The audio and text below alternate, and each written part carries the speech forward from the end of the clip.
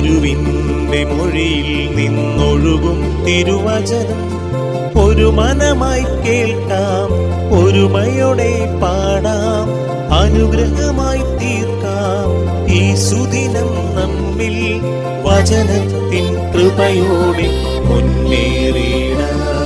വിശുദ്ധ മത്തായി അറിയിച്ച സുവിശേഷം 9-ാം അധ്യായം 6-ാം തിരുവചനം. ഭൂമിയിൽ പാപങ്ങൾ ക്ഷമിക്കാൻ മനുഷ്യപുത്രന് അധികാരമുണ്ടെന്ന് നിങ്ങൾ അറിയേണ്ടതിനാണിത്. അനന്തരം അവൻ തളർവാദ രോഗിയോട് പറഞ്ഞു, എഴുന്നേറ്റ് നിന്റെ ശയ്യമെടുത്ത് വീട്ടിലേക്ക് പോവുക. കാരുണ്യവാനും സ്നേഹനിധിയുമായി ഞങ്ങളുടെ നല്ല തമ്പുരാനെ, ഈ തിരുവചനത്തിന്റെ അനന്തശക്തിയാൽ ഞങ്ങളുടെ ഭവനങ്ങളിലും കുടുംബങ്ങളിലും രോഗികളായി കഴിയുന്ന സകലരെയും അങ്ങേ തിരുസന്നിധിയിൽ സമർപ്പിച്ച് ഞങ്ങൾ പ്രാർത്ഥിക്കുന്നു. അങ്ങയുടെ കൃപയാലും അനുഗ്രഹത്താലും അങ്ങ് മനസ്സാകുന്നുവെങ്കിൽ അവർക്ക് രോഗസൗഖ്യം നൽകി അനുഗ്രഹിക്കണമേ.